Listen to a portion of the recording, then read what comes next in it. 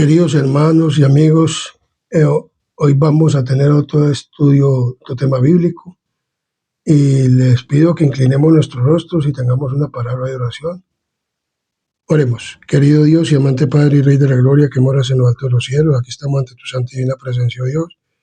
Y ahora que nos dedicamos a hacer este estudio, te pedimos que sea tu Espíritu Santo el que vaya con poder desde lo alto, desde el lugar santísimo donde estés tú sentado, Padre, y que podamos verdaderamente este tema, Padre misericordioso, sacarlo adelante, Padre misericordioso, tener un buen desarrollo y que sea tu Espíritu Santo el que nos dirija. Si hay un prejuicio en nuestra mente, en nuestro corazón, te pedimos, Señor, que tú lo quites, que tú lo borres, de manera que tu palabra, Señor, que va a ser predicada, llegue a cada cerebro, a cada corazón, a cada mente, y que podamos, Señor, entender este tema y que podamos llevarlo a la vida práctica y que podamos, Señor, entender y poder, Señor, cada día vivir conforme a tu santa y divina voluntad. Pedimos perdón por nuestros pecados y falta en el nombre de Jesús. Amén y amén. Entonces, como hemos estado estudiando acerca del cuerno pequeño, y en el tema anterior que teníamos, hablábamos de una herida que fue propinada por Francia, pero hoy vamos a estudiar acerca de la Revolución Francesa y por qué hubo esta herida y por qué se le quitó el apoyo al sistema papal y qué fue lo que sucedió. Entonces, nos vamos a concentrar en el capítulo 11 de Apocalipsis, de que nos habla la palabra de Dios desde el 11, del 2 hasta el 11, dice de la siguiente manera: pero el patio que está fuera del templo, déjalo aparte, no lo midas, porque ha sido entregado a los gentiles y ellos hollarán la ciudad santa 42 meses. Y daré a mis 2 testigos que profeticen por 1260 días vestidos de silicio, y estos testigos son los 2 olivos y los 2 candeleros que están de pie delante del Dios de la tierra. Si alguno quiere dañarlos, sale fuego de la boca de ellos y devora a sus enemigos, y si alguno quiere hacerles daño, debe morir de la misma manera. Estos tienen poder para cerrar el cielo a fin de que no llueva en los días de su profecía, y tienen poder sobre las aguas para convertirlas en sangre, y para herir la tierra con toda plaga cuantas veces quieran. Cuando haya acabado su testimonio, la bestia que sube del abismo hará guerra contra ellos y los vencerá y los matará. Y sus cadáveres estarán en la plaza de la gran ciudad, que en sentido espiritual se llama Sodoma, y Egipto, donde también nuestro Señor fue crucificado. Y los de los pueblos, tribus, lenguas y naciones verán sus cadáveres por 3 días y medio, y no permitirán que sean sepultados. Y los moradores de la tierra se regocijarán sobre ellos, y se alegrarán y se enviarán regalos unos a otros, porque estos 2 profetas habían atormentado a los moradores de la tierra. Pero después de los 3 días y medio entró en ellos el espíritu de vida enviado por Dios, y se levantaron sobre sus pies, y cayó gran temor sobre los que vieron, y oyeron sobre los que vieron. Entonces vemos claramente que es hasta el versículo 11. Entonces vemos claramente que aquí habla de los 2 testigos. Entonces, ¿quiénes son estos 2 testigos? ¿Y quiénes de lo qué es lo que está hablando? Entonces vamos a mirar entonces de los 42 meses, los 1260 años o los 1260 días. Designa el mismo plazo, o sea, el tiempo durante el cual la Iglesia de Cristo iba a sufrir bajo la opresión de Roma. Los 1260 años del dominio temporal del Papa comenzaron en el año 538 después de Jesucristo, y debían terminar en 1798.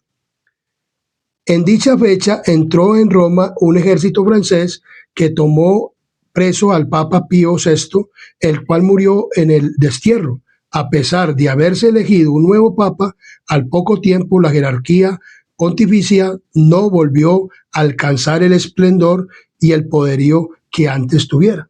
Entonces vemos que los 42 meses y los 1260 días vienen a ser el mismo tiempo, 1260 años, que fue la persecución que tuvo el cuerno pequeño o el sistema papal unido con los 7 reinos que quedaron después de haber destruido 3, y entonces ya surgió ¿quién? El imperio papal, y con las 7 naciones, con Francia, Alemania, España, y bueno, todas estas otras, entonces ya persiguieron al pueblo de Dios. Entonces, la palabra de Dios dice que los 42 meses fue el tiempo del sistema papal. Luego viene el versículo o el capítulo 11, versículo 3, dice, y daré a mis 2 testigos que profeticen por 1260 días, vestidos de silicio. Estos testigos son los 2 olivos y los 2 candeleros que están en pie delante del Dios de toda la tierra. Entonces, como mirábamos en Apocalipsis capítulo 11 el 1 dice, me paré sobre la arena del mar y vi subir del mar una bestia que tenía 7 cabezas y 10 cuernos, y en sus cuernos 10 diademas, y sobre su cabeza un hombre blasfemo.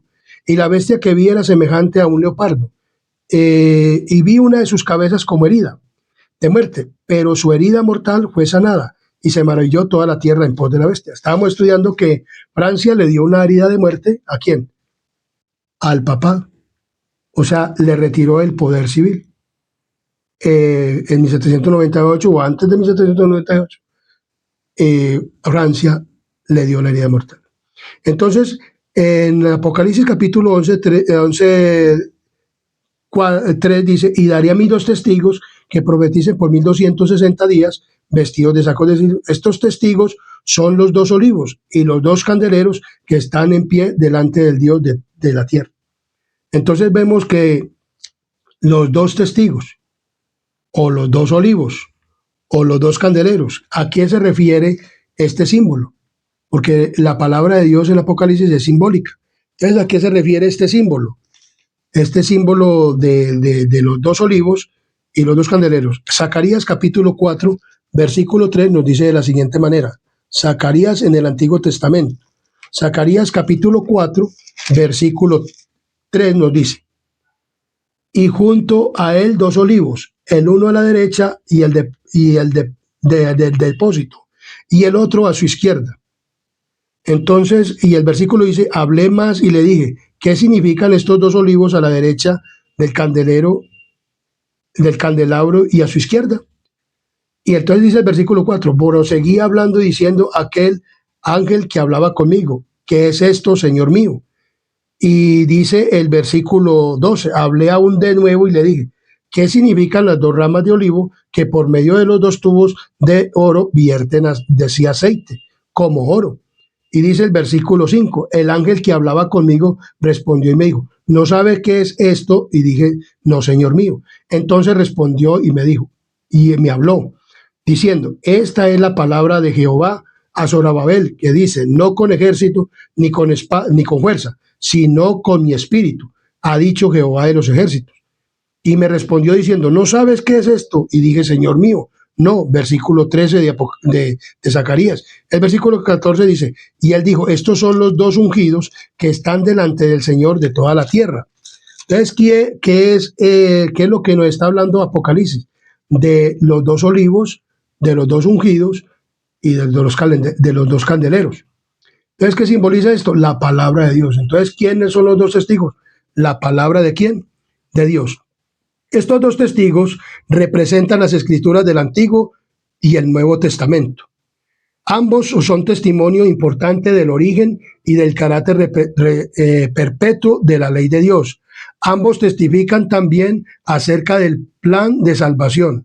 Los símbolos, los sacrificios y las profecías del Antiguo Testamento se refieren a un Salvador que había de venir, y a los evangelios y a las epístolas del Nuevo Testamento hablan de un Salvador que vino tal como fuera predicho por los símbolos y la profecía. Entonces vemos claramente que esto representa ¿qué? A la palabra de ¿quién? De Dios. Muy claramente lo dice en Zacarías. Por eso la palabra se interpreta ella misma. Por eso hay que ir al texto y al contexto. Y dice, si alguno, en versículo 5, si alguno quiere dañarlo, sale fuego de la boca de ellos, y devora a sus enemigos.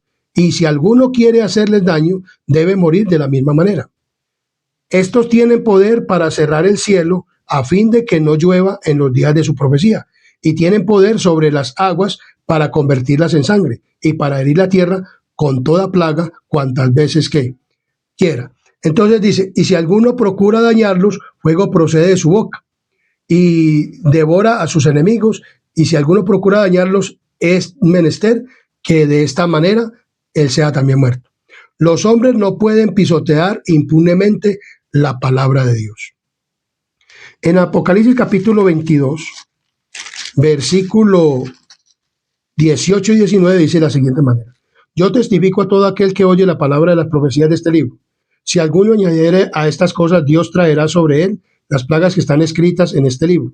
Si alguno quitare las palabras del libro de esta profecía, Dios quitará su parte del libro de la vida y de la santa ciudad y de las cosas que están escritas en este libro. Entonces vemos claramente que la palabra de Dios nos habla de que no le debemos de quitar ni poner a la palabra de Dios. Por eso tenemos que interpretar la Biblia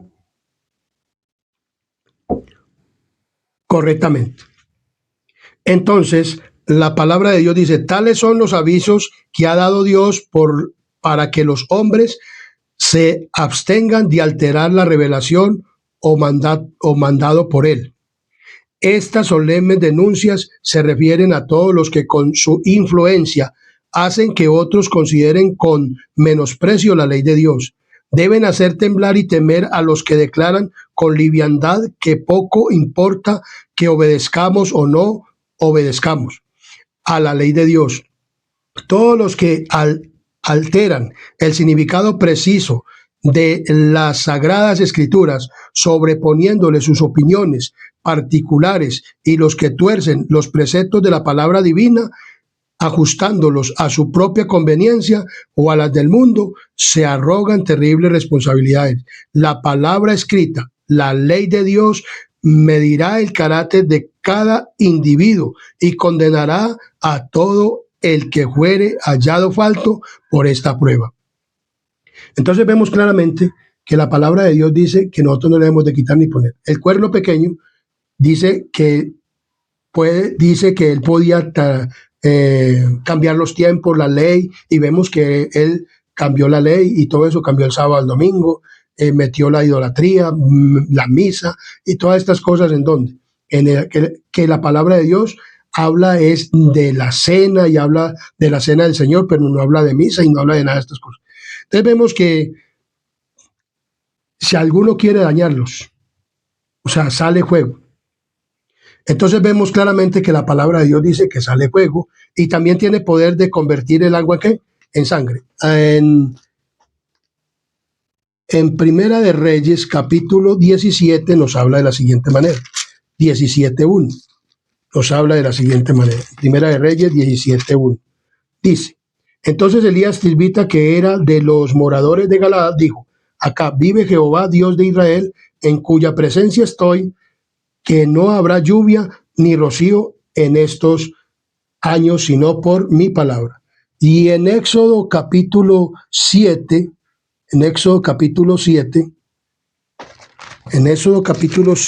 17 y el 19, nos dice de la siguiente manera. Dice, así ha dicho Jehová, en esto conocerá que yo soy Jehová. He aquí yo golpearé con la vara que tengo en mi mano, y el agua que está en el río se convertirá en sangre. Y el 19, y Jehová dijo a Moisés, di a Aarón, toma tu vara y extiende tu mano sobre las aguas de Egipto, y sobre sus ríos, sobre sus arroyos y sobre sus estanques, sobre todos sus depósitos de agua, para que se convierta en sangre y haya sangre por toda la región de Egipto, así en los vasos de madera como en los de piedra. Entonces vemos claramente que la palabra de Dios habla que en Apocalipsis capítulo 11, versículo, si alguno quiere dañarlos, sale fuego de la boca de quién, de ellos, y devora a sus enemigos. Vemos que tiene poder también del fuego. O sea, la palabra de Dios dice en Malaquías capítulo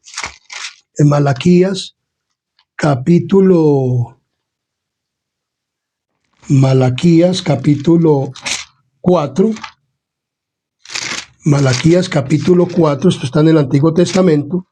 Dice, porque aquí que viene el día ardiente como un horno, y todos los soberbios y todos los que hacen maldad serán estopa. Aquel día que vendrá los abrazará, ha dicho Jehová de los ejércitos, y no le dejará ni rama ni raíz. Y dice muy claramente, y hollaré a los malos, los cuales serán ceniza bajo la planta de vuestros pies, en el día en que yo actúe, ha dicho Jehová de los ejércitos. Entonces vemos que también sale fuego ¿de quién? De Dios. O sea, la palabra de Dios tiene poder del fuego. Vamos a ver qué nos dice Apocalipsis capítulo 16 en las plagas, dice en el versículo 3, y el segundo ángel derramó su copa sobre el mar, y éste se convirtió en sangre, como de muerto, y murió todo ser vivo que había en el mar. Entonces vemos claramente que, y el versículo 4 nos dice 16:4, dice de la siguiente manera. El versículo 8 dice, el cuarto ángel derramó su copa sobre el sol, el cual fue dado quemar a los hombres con fuego. Entonces vemos claramente que la palabra de Dios tiene poder de fuego, o sea, tanto el Antiguo como el Nuevo Testamento nos habla del fuego, nos habla de la sangre en el Antiguo y el Nuevo Testamento, y puede hacer que no llueva en los días de la profecía, como ocurrió con Elías, que durante 3 días y medio en el reinado de Acab y Jezabel no llovió durante 3 días y medio, 3 años y medio. Entonces vemos que aquí nos está hablando de esto que sucede y que tiene el poder la palabra de Dios. Entonces dice el versículo 7, y cuando hayan acabado su testimonio, la bestia que sube del abismo hará guerra contra ellos y los vencerá y los matará. Entonces, el periodo en que los 2 testigos iban a testificar vestidos de saco terminó en 1798. Cuando estuviesen por concluir su obra en la oscuridad, les haría la guerra el poder representado por la bestia que sube del abismo. En muchas de las naciones de Europa, los poderes que gobernaban la Iglesia y el Estado habían permanecido bajo el dominio de Satanás por medio del papado. Mas aquí se deja ver una nueva manifestación del poder satánico. Entonces, ¿quién es la bestia que sube del abismo? Entonces, ¿quién es la bestia que sube del abismo? ¿Y que le hace guerra a quién? ¿A los qué? A los 2 testigos. Entonces dice, entonces cuando hayan acabado, la bestia que sube del abismo hará guerra contra ellos y los vencerá. Dice, y la gran ciudad, dice, y cuando hayan acabado su testimonio, la bestia que sube del abismo hará guerra contra ellos. Y sus cadáveres estarán en la plaza de la gran ciudad. Es la gran ciudad, en cuyas calles son asesinados los testigos, y donde yacen sus cuerpos muertos, se llama simbólicamente Egipto. De todas las naciones mencionadas en la historia del Dios vivo, del Dios vivo, y se opuso a sus mandamientos, ningún monarca resistió tuvo tanto descaro a la autoridad del cielo como el rey de Egipto. Cuando se presentó Moisés ante él para comunicarle el mensaje del Señor, el faraón contestó con arrogancia, ¿quién es Jehová para que yo oiga su voz y deje ir a Israel? Yo no conozco a Jehová, ni tampoco dejaré ir a Israel. Esto está en Éxodo capítulo 5, versículo 2. Esto es ateísmo, y la nación representada por Egipto iba a ponerse de un modo parecido a la voluntad de Dios vivo y a dar prueba del mismo espíritu de incredulidad y desconfianza. La gran ciudad es también comparada simbólicamente con Sodoma. La corrupción de Sodoma, al quebrantar la ley de Dios, fue puesta de manifiesto, especialmente en la vida disoluta, y este pecado iba a ser también rasgo característico de la nación que cumpliría lo que estaba dicho en este pasaje. Entonces vemos que habla de una nación que iba a levantarse después de acabar los 1260 años, se iba a levantar 1260 años, iba a levantar ¿quién? una bestia que subía ¿de dónde? Del abismo. La profecía se cumplió de un modo muy preciso y sorprendente en la historia de Francia durante la Revolución Francesa. En 1793 el mundo oyó por primera vez a toda una asamblea de hombres nacidos y educados en la civilización que se había arrogado el derecho de gobernar a una de las más admirables naciones europeas, levantar unánime voz para negar la verdad más solemne, más para las almas, y renunciar a la comunión de acuerdo a la fe y a la adoración que debe tributar a la deidad. Vemos que Francia se levantó ¿contra quién? Contra la Biblia, contra la palabra de Dios. Francia presentó también la característica que más distinguió a Sodoma. Durante la revolución manifestó una condición moral tan degradada, corrompida, que puede compararse con la que acarreó la destrucción de las ciudades de la llanura, y el historiador presenta junto el ateísmo y la prostitución de Francia tal como no lo da la profecía. Vemos claramente que Francia es la ciudad representada, que fue una ciudad atea. Entonces dice, en donde dice la palabra de Dios, donde el Señor de ellos también fue crucificado. Entonces, donde también el Señor de ellos fue crucificado, en Francia se cumplió, en Francia se cumplió esta profecía. En ningún otro país se ha desarrollado tanto el espíritu de enemistad contra Cristo. En ninguno había hallado la verdad tan acerba y cruel oposición en la persecución con que Francia afligió a los países que profesaban el Evangelio. Crucificó también a Cristo en la persona de sus discípulos. Cuando persiguió Francia, porque Francia fue uno de los más opositores y perseguidores del cristianismo, fue el que persiguió en siglo tras siglo. La sangre de los santos había sido derramada mientras los valdenses sucumbían en las montañas de Piamonte y a causa de la palabra de Dios y el testimonio de Jesús. Sus hermanos los albigenses de Francia testificaban de la misma manera por la verdad. En los días de la Reforma, dice que reyes, nobles, mujeres de elevada alcurnia, de las doncellas y la flor innata de la nación, se habían recreado viendo cómo mataban a los mártires de Jesús y a los valientes hugonotes en su lucha por los derechos más sagrados del corazón humano. Habían derramado su sangre y las personas se burlaban, y rudos combates. Los protestantes eran considerados como fuera de la ley. Sus cabezas eran puestas a precio y se le cazaba como si fueran fieras. Entonces vemos claramente que Francia fue una de las más acérrimas a perseguidoras ¿de quién? Del cristianismo. Entonces vemos que Francia hizo las cosas más como Sodoma. Dice que Jesucristo fue declarado impostor. María, imagínense, fue declarado ¿qué? Impostor. Y el grito de unión de los incrédulos franceses era: aplastada al infame. Lo cual decían, refiriéndose ¿a quién?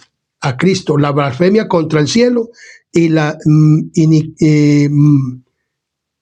iniquidades más abominables se daban la mano, y era exaltado a los mejores puestos los hombres más degradados.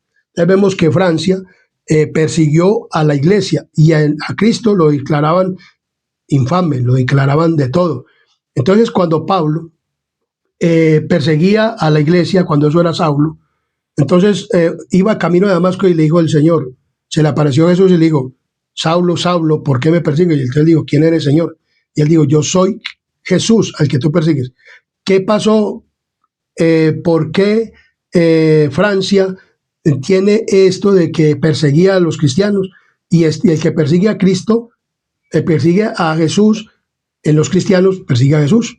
Entonces vemos claramente que por esto es designado donde también es es crucificado. El Señor de ellos es que crucificado, fue crucificado en la persona de los cristianos que murieron y también en que declararon a Cristo infame.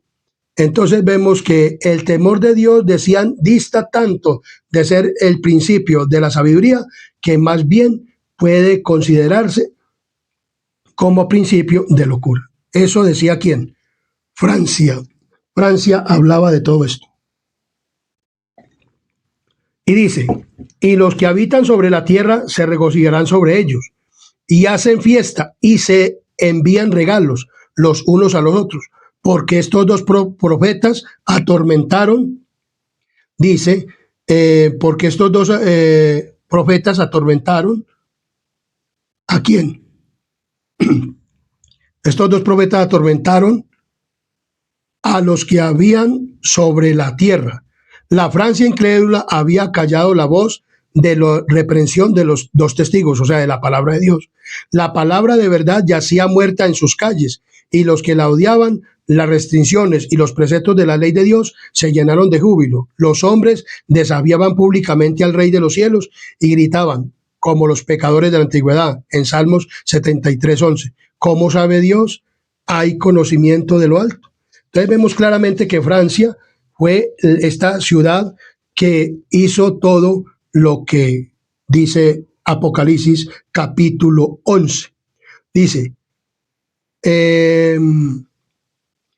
entonces como Sodoma, después de que hubo anunciado el culto del Dios al alto y el celso que había de la eternidad, cayó Francia poco tiempo en una idolatría degradante, rindiendo culto a la diosa de la razón en la persona de una mujer libertina.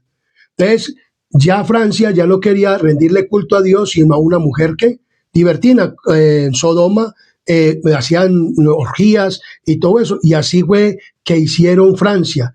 Le rindieron culto a una mujer libertina, y dice que si alguno quería hacerle sacrificios a un dios, que se lo hicieran a la diosa de la razón, a una mujer. Esta mujer fue presentada ante la Asamblea Nacional en Francia, y esta mujer, el mismo presidente y la Asamblea la condujeron en un carro, le hicieron fiesta para poder dar esta situación que se produjo en quién, en Francia. Dice de la siguiente manera: la diosa, después de haber sido abrazada por el presidente, tomó asiento en una magnífica carroza que condujeron por entre el inmenso gentío hasta la catedral de Notre Dame para reemplazar a la deidad. La elevaron sobre el altar mayor y recibió la adoración de todos los que estaban presentes en este lugar. Vemos claramente que esto hizo ¿quién? Francia. Los únicos que vivían buenos en aquel entonces, únicamente los jesuitas prosperaban en la nación decaída, o sea, en Francia, y gobernaban con infame tiranía sobre las iglesias y las escuelas, las cárceles y las galeras. ¿Eso hacía quién? Francia. Entonces Roma había dado a los hombres una idea falsa del carácter de Dios, y había pervertido sus requerimientos. En consecuencia, al fin el pueblo rechazó la Biblia y a su autor. Entonces, ¿qué hizo Roma con todo esto de encadenar la Biblia, de no darla y de perseguir a los cristianos y de todas estas cosas? Y a Francia, entonces ya no quisieron creer en el autor de de la Biblia, y rechazaron la verdad juntamente con ¿quién? Con la mentira, y confundieron la libertad con el libertinaje.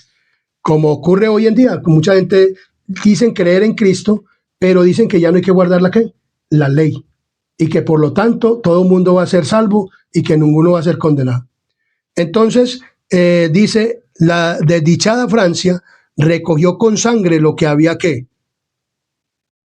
hecho Francia, lo que había sembrado. O sea, en las cosas espirituales, uno lo que recoge, eso es lo que siembra, eso es lo que recoge. Entonces, ¿qué recogió Francia? O sea, después de desechar la palabra de Dios, entró Francia en una decadencia tremenda. Se mataban la gente, había una guillotina, hubo una hoguera, la primera hoguera. Miremos lo que dice. Terribles fueron las consecuencias de su misión al poder avasallador de Roma. Allí donde Francia, impulsado por el papismo, prendiera la primera hoguera en los comienzos de la Reforma, allí también la Revolución levantó su primera guillotina. En el mismo sitio que murieron quemados los primeros mártires del protestantismo en el siglo XVI, fueron precisamente decapitados las primeras víctimas en el siglo XVIII. Al rechazar Francia el evangelio que le brindaba bienestar, franqueó las puertas a la incredulidad y a la ruina. Y una vez desechada las restricciones de la ley de Dios, se echó de ver que las leyes humanas no tenían fuerza alguna para contener las pasiones, y la nación fue arrastrada a la rebeldía y a la anarquía. Y eso habían matanzas, y hicieron la guillotina, mataban, las cárceles se llenaron. Eso ya no había ni a dónde enterrar muertos. Mejor dicho, todo eso ocurrió. Entonces, en ese entonces, ya habían matado a los cristianos, ya los otros estaban en el destierro, ya los otros estaban, no había cristianos en Francia. Entonces, ¿a quién comenzaron a matar los franceses? Francia. Comenzaron a matar a los sacerdotes, a los curas. Y ahí también se levantó para llevar al Papa Pío VI y llevarlo, ¿qué?, en cautividad. Entonces vemos claramente que la herida mortal ¿de qué? Del papado. Entonces, Apocalipsis capítulo 13 nos habla de la siguiente manera. Dice que, y vi una de sus cabezas como herida de muerte, pero la herida mortal fue ¿qué? Sanada, y se maravilló toda la tierra en pos de la bestia. Entonces, los adventistas creen que esta predicción se cumplió asombrosamente en 1798, cuando el general Berthier entró en Roma a la cabeza del ejército francés y declaró que había terminado el poder político del Papa. Tomó prisionero al Papa Pío VI, lo llevó a Francia, donde poco después murió. Aunque se nombró poco después un nuevo Papa, ya no tenía la supremacía. Sin embargo, este suceso solo marcó la culminación de una larga serie de acontecimientos. ¿De una larga serie de qué? De acontecimientos. Y mire lo que aconteció en Francia con el poder de Roma. Entonces, harto bien habían aprendido el pueblo las lecciones de crueldad y del tormento que con tanta diligencia Roma enseñaría. Al fin había llegado el día de su retribución. Ya no eran los discípulos de Jesús los que eran arrojados a las mazmorras o a la hoguera.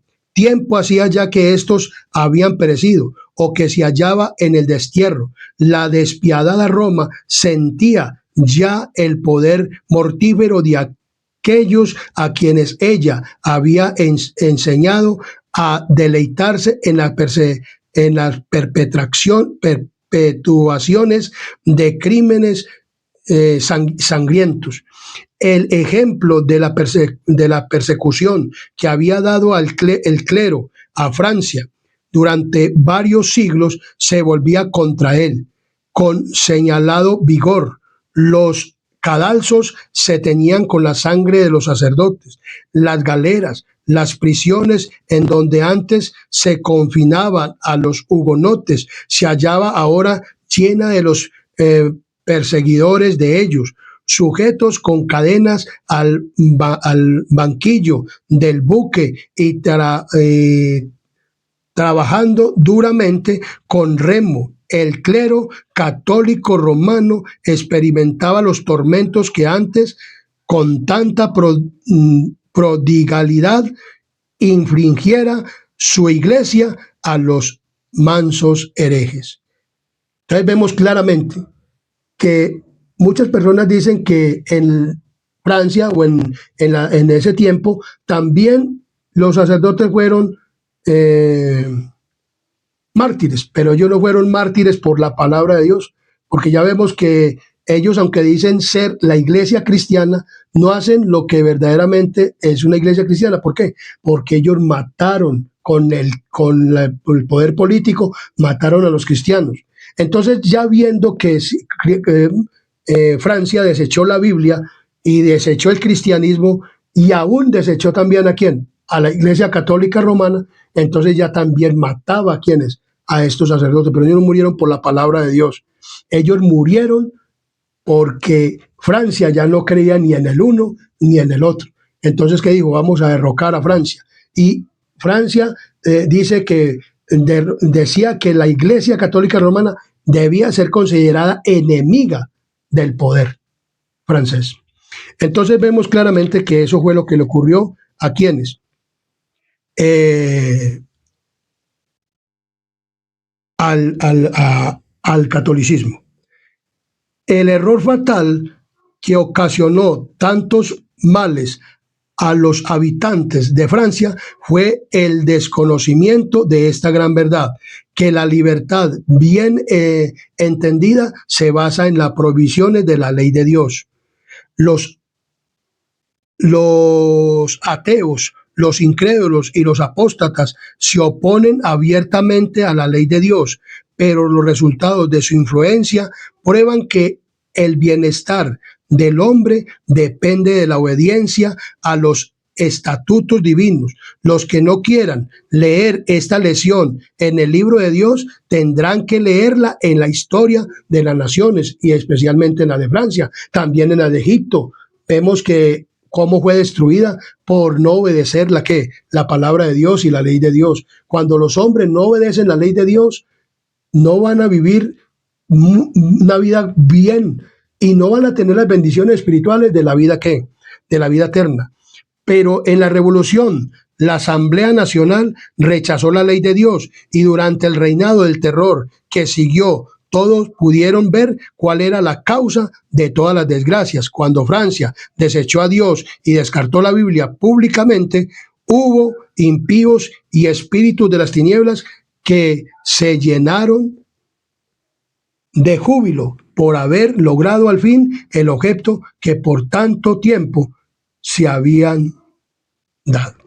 Entonces vemos claramente que la palabra de Dios dice que esto sucedió ¿en dónde? En Francia. No iban a permanecer, o sea, los dos testigos no iban a permanecer mucho tiempo en silencio. Los fieles testigos de Dios que habían sucumbido bajo el poder blasfemo de la bestia que sube del abismo,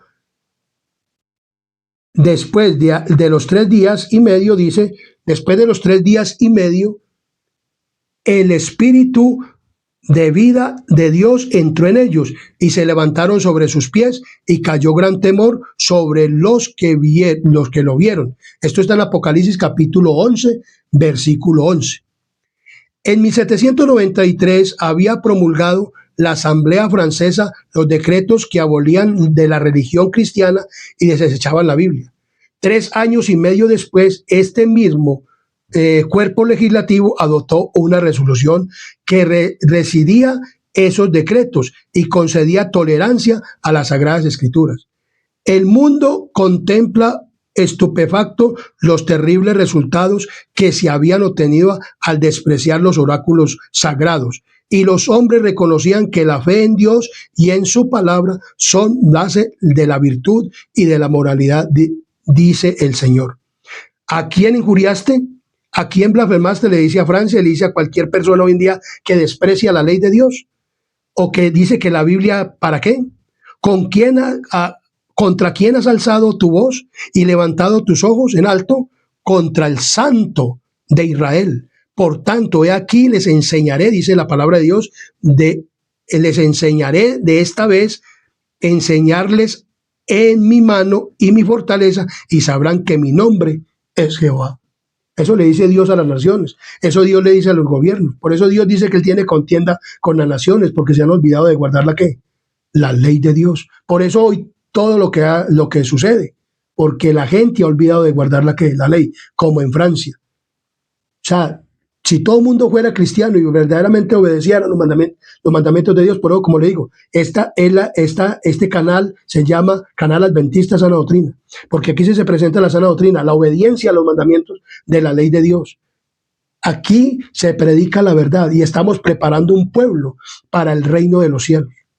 Este canal está preparando un pueblo para el reino de los cielos. O sea, que los que queramos ir al reino de los cielos estén mirando este canal. Y aquí se está presentando la verdad histórica.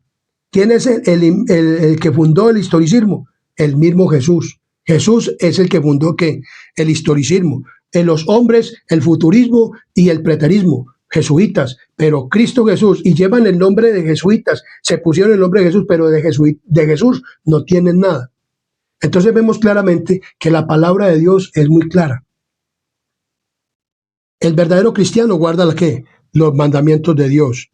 Entonces, desde que Francia le declarara la guerra a estos dos testigos de Dios, ha recibido, entonces, dice aquí, hablando de los dos testigos, y el profeta dice, además, y oyeron una grande voz del cielo que les decía, subid acá. Subieron al cielo en una nube y sus enemigos lo vieron. No es que la Biblia haya subido al cielo, no. Ni tampoco como dicen muchas personas, que los dos testigos son Moisés y Elías. No, los dos testigos no son Moisés y Elías como el futurismo, que dicen que la iglesia va a ser raptada 7 años antes y que entonces que la tribulación y que se levantará un rey altivo y todo eso. Es lo mismo también con esto de los dos testigos. Le dan una mala interpretación a la palabra y dicen que son Moisés y Elías. Muchos me dirán, hermano, pero usted cómo nos va a mostrar esto. Vamos a ir a Mateo capítulo, porque Moisés está vivo y está en el cielo. Vamos a ir a Mateo capítulo 17. Mateo capítulo 17 nos habla de la siguiente manera, del 1 al 4. 6 días después Jesús tomó a Pedro, Jacobo y a Juan, a su hermano, y los llevó aparte a un monte alto, y se transfiguró delante de ellos, y resplandeció su rostro como el sol, y sus vestidos se hicieron blancos como la luz. Y aquí le aparecieron Moisés y Elías hablando con él. Entonces Pedro dijo a Jesús, Señor, bueno es para nosotros que estamos aquí. Si quieres, hagamos 3 enramadas, una para ti, otra para Moisés y otra para Elías. Entonces, cuando Jesús subió al monte de la transfiguración y que ya estaba para ir a morir por nosotros en la cruz del Calvario por nuestros pecados, entonces Dios envió a Elías a Moisés. O sea, Moisés no está muerto. Y aquí dice que los dos testigos están muertos, pero estos dos testigos están vivos. Si fueran, pues, verdaderamente lo que está hablando Apocalipsis capítulo 11. El que está hablando es de la palabra de Dios y que fue muerta por Francia, quemada en las plazas. Pero estos dos testigos son la palabra de Dios, que vuelven y retoman otra vez el poder y entonces se da. Vamos a mirar enseguida. Pero Elías y Moisés están vivos. Elías, todo el mundo lo sabe, la cristiandad que predica el evangelio, aún se le oye predicas a ellos, que Elías fue arrebatado en un carro de fuego y fue llevado vivo al cielo. Y Moisés fue sepultado, él murió y fue sepultado por Dios y por los ángeles, porque nadie sabe quién fue el que nadie puso con él cuando él murió. Pero dice Judas, una carta que es la de Judas antes del Apocalipsis, el versículo 9 dice de la siguiente manera: pero cuando el arcángel Miguel contendía con el diablo, pues disputando por el cuerpo de Moisés, no se atrevió a proferir juicio de maldición contra él, sino que dijo, el Señor te reprenda. Jesús, el arcángel Miguel es Jesús, y él descendió y resucitó ¿a quién? A Moisés, y lo llevó a donde al cielo. Por eso en Mateo capítulo 17 aparece Moisés y Elías, vivos. Moisés representa a los que van a ser ¿qué? Muertos y van a resucitar para llevar al cielo. Y Elías son los últimos vivientes que van a quedar vivos después de la gran tribulación y van a ser llevados también ¿a dónde? Al reino de los cielos. Entonces vemos claramente que la palabra de Dios no debemos de quitarle ni ponerle, como dice la palabra del Señor, sino darle la verdadera interpretación. Entonces, ¿cómo fue que subieron estos dos testigos? Dice, después que Francia le declarara la guerra a estos dos testigos, Dios ha recibido, perdón, Dios ha recibido eh, mayor honra que nunca antes. En el año 1804 se organizaron las sociedades bíblicas británicas y extranjeras. Esto está en la historia. Por eso digo que la Biblia hay que interpretarla ¿con qué? Con la historia. Este libro es Conflicto de los Siglos. Le aconsejo que lo consigan y lo lean para que verdaderamente estudien y conozcan verdaderamente la verdad. Este es el conflicto de los siglos y esto es algo revelador. Esto fue escrito por la profeta Elena G. de White. Entre hechos fue seguido de otras semejantes en otras partes de Europa, donde se organizaron las sociedades similares con numerosas ramas esparcidas por muchas partes del continente.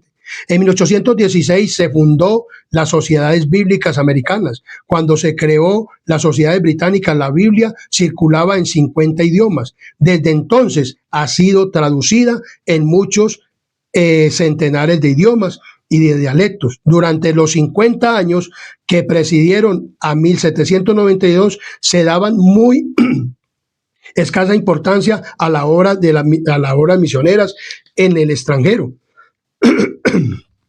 En el extranjero.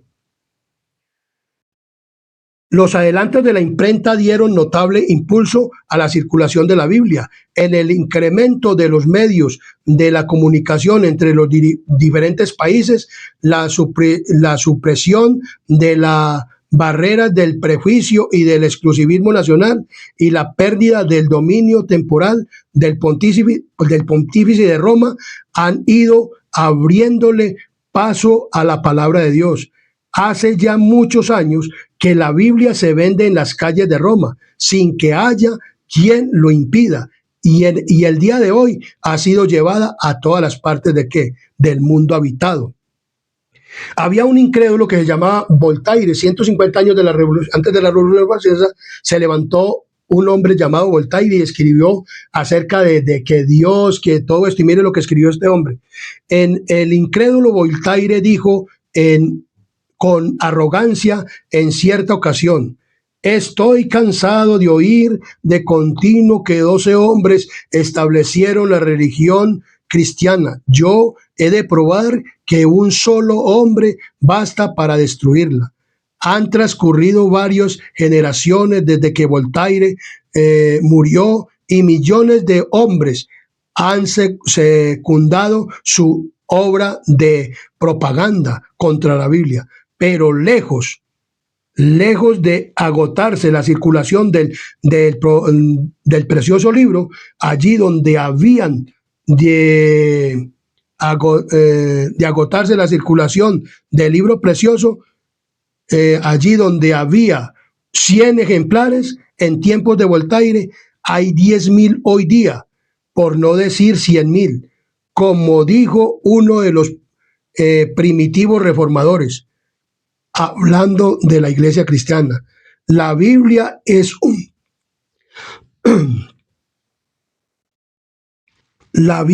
un yunque sobre el cual se ha gastado mucho martillo.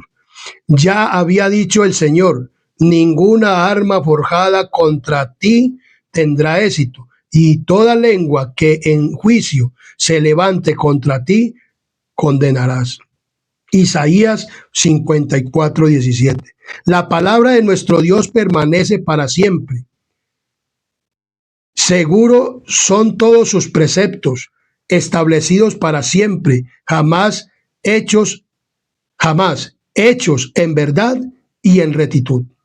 Esto lo encontramos en Isaías 48 y en Salmos 107 y 8. Lo que fueren edificados sobre la autoridad de los hombres serán derribados, mas los que fuesen sobre la roca inamovible de la palabra de Dios permanecerán para siempre. Por eso decimos que este pueblo, este canal Adventista Sana Doctrina, está preparando un pueblo para el reino de los cielos. Y este canal está abierto para esto, para preparar un pueblo, para el reino de ¿qué? De los cielos. Debemos de obedecer los mandamientos de Dios, los escritos por el dedo de Dios, que están en Éxodo capítulo 20 y repetidos en Deuteronomios capítulo 7 del 5 al ¿qué? Al 21. Estos 10 mandamientos son importantes. La ley de Dios. Hoy la cristiandad entera dice que hay que obedecer unos y otros no. Pero todos los 10 mandamientos están vigentes. Este pueblo, los adventistas del séptimo día, enseñamos a obedecer a la gente los mandamientos. Lo primero que yo me aprendí fue los mandamientos de la ley de Dios y estar sujetos al gobierno. Por ejemplo, muchas personas le dicen, porque vemos que hay 2 espadas. Vemos que la herida mortal, la bestia recibió una herida mortal. Vi una de sus cabezas como herida de muerte, pero su herida mortal fue ¿qué? Sanada. Entonces vemos claramente que si nosotros preguntamos en Hebreos quién es la espada, todo el mundo va a contestar, o los que conocen la Biblia van a contestar que la espada es la palabra de Dios, porque así lo dice Hebreos capítulo 4 versículo 12, dice: porque la palabra de Dios es viva y eficaz y más cortante que toda espada de 2 filos, y penetra hasta partir el alma y el espíritu y las coyunturas y los tuétanos, y discierne los pensamientos y las intenciones del corazón. Pero no fue con la Biblia la que se le dio la herida mortal a la ¿qué? A la bestia. Ni fue porque se llevaron al Papa Pío VI al exilio, porque murieron muchos, ya vimos, por la Revolución Francesa, el Papa Pío VI y muchos sacerdotes, pero vimos que también hubo otros papas, no con la jerarquía del pontífice, porque se le había dado una herida mortal. Entonces, ¿qué fue la herida mortal? En Romanos capítulo 13 nos habla de otra vez, de otra espada. Romanos capítulo 13. Romanos capítulo 13 nos habla de la siguiente manera. Romanos 13, del 1 en adelante, dice: sométase toda persona a las autoridades. O sea, aquí está hablando de las autoridades civiles, o sea, del gobierno, superiores, porque no hay autoridad sino de parte de Dios. Y las que hay, por Dios han sido establecidas. O sea, el gobierno ha sido establecido por Dios para defender los derechos, no para perseguir a los cristianos, como sucedió en la Edad Media con el gobierno, que no mataban a los malos, sino que mataban a los que obedecían, y a los que obedecían a Dios. De modo que quien se opone a la autoridad, a lo establecido por Dios, resiste. Lo que resisten acarrean condenación para sí mismo, porque los magistrados no están para infundir temor al que hace el bien, sino al malo. ¿Quieres pues no temer la autoridad? Haz lo bueno y tendrás la alabanza de ella. Claro que, como le digo, en la Edad Media el gobierno papal o el sistema papal obligaba a los monarcas, a los reyes, a que mataran, porque si no estaban en las penas de comunión, y como era el que quitaba y ponía reyes, los mataba. Pero el magistrado entonces dice de la siguiente manera: porque es servidor de Dios para tu bien, pero si hace lo malo, teme, porque no en vano lleva la espada, pues es servidor de Dios y vengador para castigar al que hace lo malo. ¿Quién es el que tiene la espada? ¿El poder qué? Civil. O sea, con la Biblia no se mata. Por eso la iglesia tuvo que unirse ¿con quién? Con el Estado, para perseguir al pueblo. Y esta iglesia dice que es cristiana, pero como le he dicho, de cristiana no tiene nada, porque un cristiano no tiene por qué estar persiguiendo a otro para matarlo, o una iglesia. Este poder vino, dice, por obra de Satanás. Lo dice la palabra del Señor, que lo dice en Tesalonicenses, que es el inicuo, el cual Dios matará con el espíritu ¿de qué? De su boca en su segunda venida. Este sistema. Estamos hablando del sistema. Como le he dicho, yo fui católico romano, y por eso, cuando descubrí toda esta verdad, por eso hoy en día la predico, por eso hoy en día la doy a conocer, por eso hoy en día le digo a la gente que estudie la Biblia, como lo he hecho yo le he pedido a Dios el Espíritu Santo para estudiar la Biblia, para poder verdaderamente entender, y por eso yo hoy estoy seguro de que la Iglesia Adventista tiene un mensaje Importante, no se olvide, iglesia adventista, aunque se están olvidando de predicar el verdadero mensaje. No se olviden, pastores, de esto, y que si nosotros no predicamos el mensaje, sabemos que hay dos lugares: los que van a ir al reino de los cielos o los que van a ser castigados en el lago de fuego juntamente con Satanás. Ustedes y cada uno de nosotros estamos para elegir cuál camino queremos, pero la verdad tiene que ser presentada. En las iglesias muchas veces no le dan a una persona que predique de esto, no le dan plataforma ni nada, porque dicen que es un divisionista, que es un reformista, que está haciendo las cosas como deben ser. Pero este es el mensaje que tiene la iglesia y esta es la verdad que debe ser predicada. Entonces, la palabra de Dios debe ser predicada. Dice que esta bestia sufriría una herida. Se le retiró ¿qué? El poder civil. Por eso hoy el gobierno, o sea, el poder civil está separado del Estado. Pero esto no va a durar mucho tiempo porque ya se está formando otra vez la sanada de la herida. ¿La sanada de la qué? De la herida, como dice Apocalipsis. Entonces, dice muy claramente, la decadencia del poder papal había comenzado muchos años antes. El comienzo de la reforma, o sea, de la reforma protestante, fue un hecho significativo en la larga serie de acontecimientos. Entonces dice juez nada, en los años que transcurrieron después de la Revolución Francesa, se produjo un reavivamiento gradual del sistema papal. El Papa también sufrieron, papado, le quitaron o le fueron confiscados los estados papales. O sea, en suceso importante aconteció en 1929, cuando por el Tratado de Letrán el poder temporal le fue restaurado al Papa. Recibió entonces el gobierno de la Ciudad del Vaticano una sección de la ciudad de Roma que ocupa una extensión de unas 44 hectáreas, o sea, donde está el Vaticano, son 44 hectáreas, donde está la ciudadela. Entonces, una restauración le fue devuelta. Sin embargo, el profeta contempla que hay una restauración mucho mayor. O sea, muchas personas dicen que ahí le fue sanada la herida por un hombre llamado Benito Mussolini, que le devolvió las 44 hectáreas ¿a quién? Al pontífice de Roma para que pudiera establecer en Roma su Vaticano, lo que llamamos el Vaticano. Entonces allá, en esta ciudadelita, en estos 44 hectáreas, que eso es muy bonito allá, entonces vemos claramente pero que esa no es la herida sanada, sino porque la herida, la sanada de la herida no se la dio ya este hombre, sino que va a ser por los Estados Unidos, y eso es lo que vamos a estudiar. Vamos a seguir ¿qué?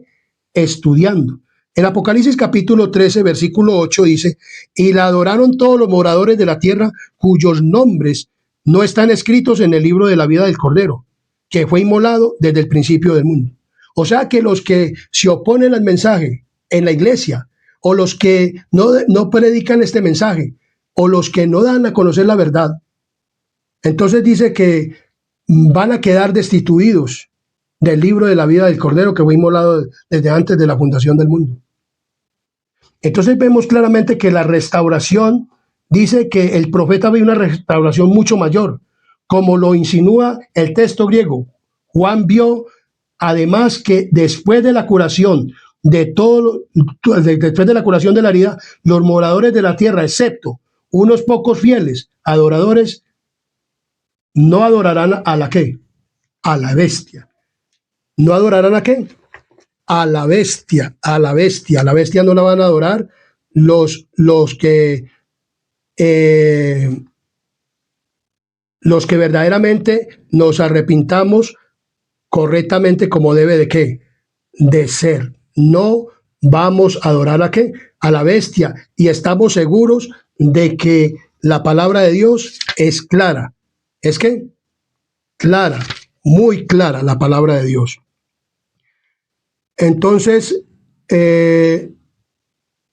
la sagacidad y astucia de la iglesia romana asombrará. Puede leerse El Porvenir. Se da tiempo viendo que la iglesia protestantes le están rindiendo homenaje con la excepción de el falso día de reposo y que se preparan a imponerlo con los con los mismos medios que ella empleó en tiempos pasados, o sea, en la Edad Media. La Iglesia Católica Romana, con todas sus manifestaciones en el mundo entero, forma una vasta organización dirigida por el sede papal y destinada a servir a los intereses de esto. Esto se va a volver ¿a qué? A ver que el sistema papal va a volver a gobernar. Y vamos a mirar a través de este tema cómo va a gobernar. Y por eso en el próximo video que vamos a subir, vamos a estudiar la segunda bestia de Apocalipsis 3. Ya estamos estudiando la primera bestia de Apocalipsis capítulo 13 del 1 al 10, que sufrió la herida mortal. Apocalipsis, la bestia que sube del abismo. Pero vamos a estudiar a Estados Unidos, que es la bestia que le va a devolver el poder ¿a quién? A Francia. A Roma papal. La herida mortal se la dio un chaparrito, Napoleón Bonaparte, con el general Berthier. Clodoveo ayudó a Roma a impulsarlo en el 538. Pero la misma Francia le dio la estocada de ¿qué? De muerte. Y por eso hoy tiene la ¿qué? La herida ¿qué? Mortal. O sea, pero va a volver ¿a qué? A resurgir. Esto lo seguiremos estudiando más profundamente. Si les ha gustado este tema, les pido que lo compartan, compártanlo, hermanos de la iglesia, suban el tema a YouTube, ahí, y compartan este tema, compártanlo con toda persona, que este tema es importante para la salvación, porque este es el mensaje de salvación, este es el mensaje de Cristo, este es el mensaje que Dios nos manda que demos, para que sepamos tomar una decisión correcta por Cristo y por la vida eterna. Que Dios les bendiga.